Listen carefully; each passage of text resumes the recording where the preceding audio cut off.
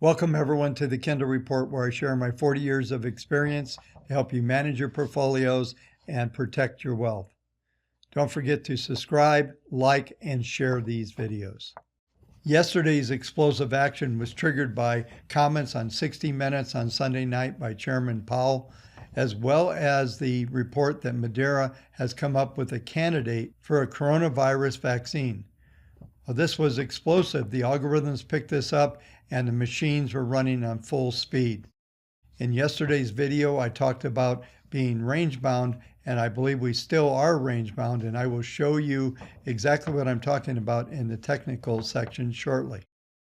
While the economy continues to open up slowly, the fundamentals continue to deteriorate overall. The optimism, however, in the market participants hasn't deteriorated at all based on Monday's action.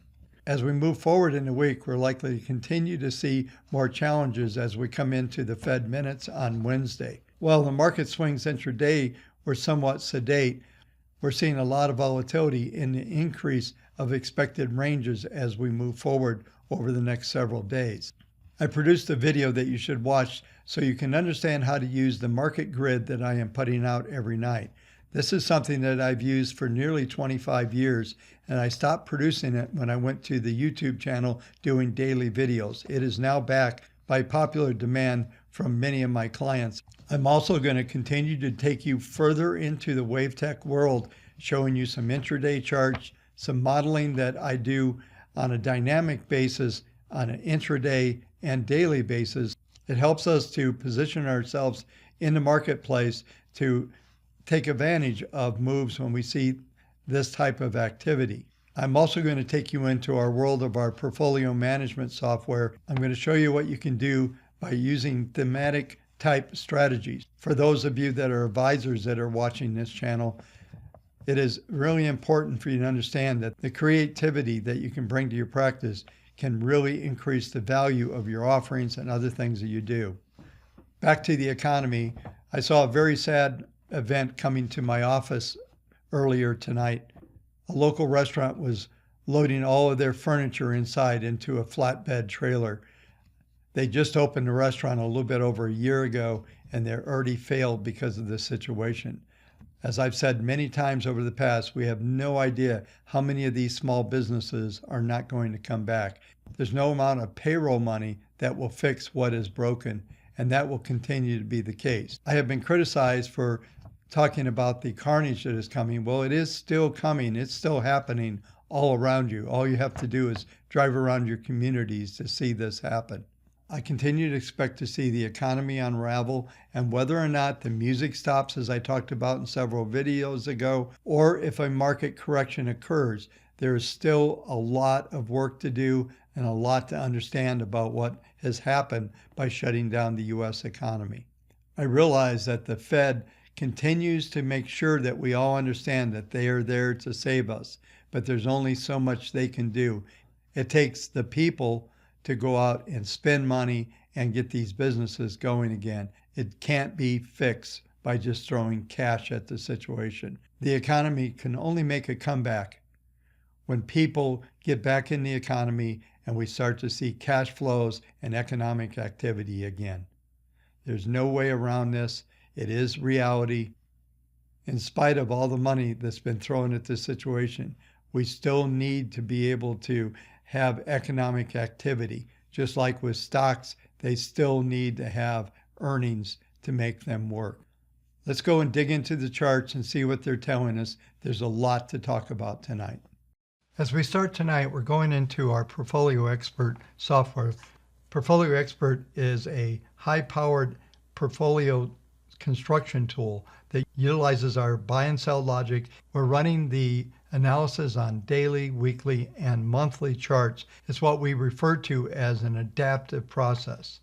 This portfolio after today is now up 33.85% on the year, and it was up 7.184% this week, which is one day, by the way.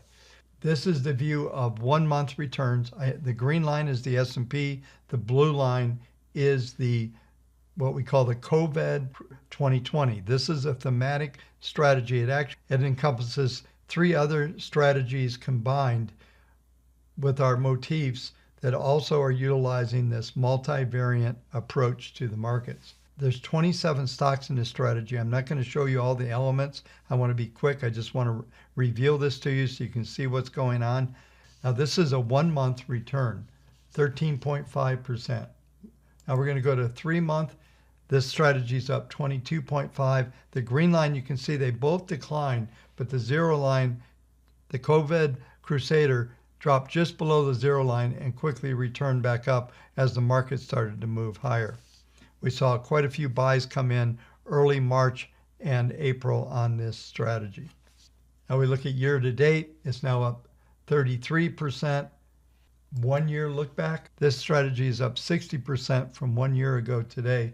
Meanwhile, the S&P is actually up 2.5%. So if you turn the clocks back, we basically went nowhere for a year. We're still in that very broad trading range that we've been in for multiple years. We spiked above it. Now we're back in it again. Here we are up 2.5%. 2 years, you can see now the S&P is up 7.5. This strategy is up roughly 64. Now we're going to a 3-year look back. And now you can see this is up 210 with the S&P on 3-year look back is up roughly 23.5%. We can continue on and go to a 5-year. S&P is now up almost 40% on a 5-year, and this is up 300. So we'll go back to a full 10-year look back, and this strategy is now up 1,450% versus 150% on the S&P. The advantage of going into individual stock cannot be overstated. So I wanted you folks to see this, especially the advisors who watch this channel. A little bit of creativity can go a long ways. We have experts in-house that can build these type of strategies. If you have the ideas, we can help you. Okay, we're going to start off by looking at mRNA, which is Madeira. This is the pharmaceutical company that kicked off everything today, that really accelerated. You can see the huge gap at the end here. Now I put the volatility market grid on this stock so you can start to get used to seeing this. I'm going to have it on every night. If you make sure you watch the video that I did on how to use these grid lines. What I want you to see here is on 317, our models issued a buy at $28.18. It's still long. And they announced after the close, by the way, that they're raising, I believe, $1 billion in an offering. They'll probably have all kinds of money heading their way. I just wanted you to see when you start to use our approach into your trading, you can detect these things. You can see all the trades in transparency. But this is a huge move. Let's take a look at the S&P. I'm going to continue to have the WaveTech market grid on these charts so you can see what's going on. The current projections for this chart are on the screen. I posted a graphic that you can see that will help you to guide through tomorrow's trading. There's daily, weekly, and monthly ranges of expectation. So far this evening, we've seen the S&P minis trade down about 14 handles. Now they're up 14 handles. As the London crowd came into the open tonight, they just surged this market. There was strong buying coming in. It's backed off a fair amount from there. It was up almost 20. This is based on the futures. Right now, the high of the session has been 29.76. The R1 is 29.68. The next number is 29.91. So we could continue toward the top end of this range that is being projected for today. So these are going to be numbers to watch for reversals. So 28.68 is, we've went through that. We're trading 64 right now. So we may have spiked just through it and we're seeing a reversal. At one of these points, probably R1 or R2, we're going to see a reversal to the downside. This is an important thing that happened is yesterday the extreme was penetrated and closed above. And when that happens, began a 2 to 3 day decline. So we're also sitting right at the 200-day moving average, which is at 29.88. So we just traded to 29.76. So this number is likely to be challenged. If we get above it, we could see some follow through the upside. In a minute, we'll look at the weekly numbers and talk about the expectations. For now, let's go to the cash market.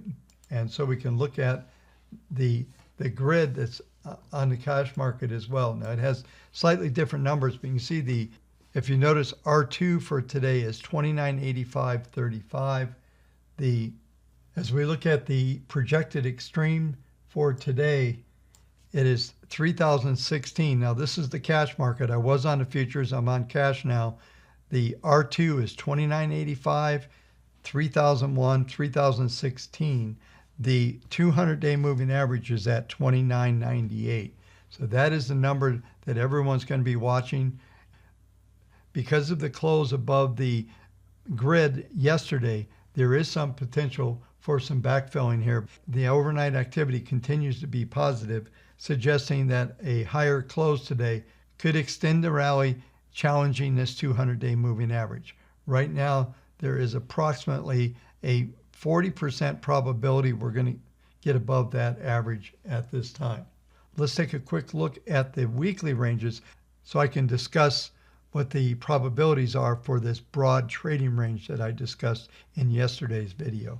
The weekly chart demonstrates that the top end of the orange line there, which is the projected range, which has been pretty static over the past 5 or 6 weeks, around 3,012. On the downside is 2714. In fact, 2749 is the S3, which is almost exact where we hit last week on the low. This is where we reversed from, and now we're trading back up at the higher end of the range. Even if we get a close above 3,012, there's likely to be a reaction back into this range. Now the PPM1 is a plus 0.89. You can see PPM1 is going vertical, PPM2 is turning up, PPM3 is turning up. This is most likely setting up a major bottom, but the consolidation is likely to last for a number of weeks yet. Our intermediate models remain flat. Otherwise, there's no position on the S&P. We have gotten about 3,000 buys in our database as we're starting to see some positive rotation. What this is telling us that we're likely to stay in this range, and right now it's a broad range, 3,012 on the upside, 2714 on the downside. You can use the daily grid numbers to help you trade on a short-term basis. This is the hourly S&P E-minis, and on 5/17, the 60-minute model issued a buy at 28.68. Now it's currently trading 29.63, so nice trade so far. But what we're seeing here is even more interesting. We're getting one of those downward shape where the PPMs are all turning down. This is a negative sign here. Even though the market is broken out of the trading range to the upside, it's starting to fall back in already after spiking about a half hour ago.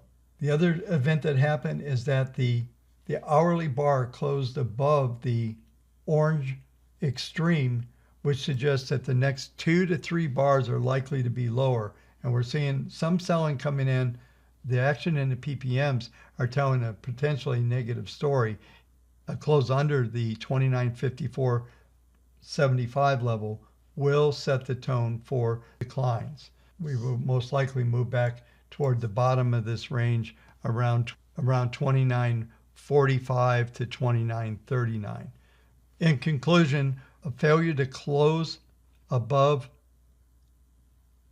29.68 today will be negative. A failure to close above that level will tell you that we're most likely going to move back toward the lower end of this range, which is somewhere between 28.80 and 28.60.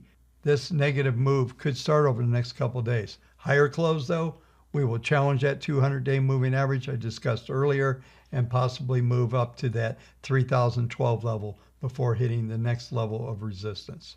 This will end this video. Thank you so much for watching. Don't forget to show up at the livecast on Wednesday, 1:30 Eastern Time. Thanks again for watching.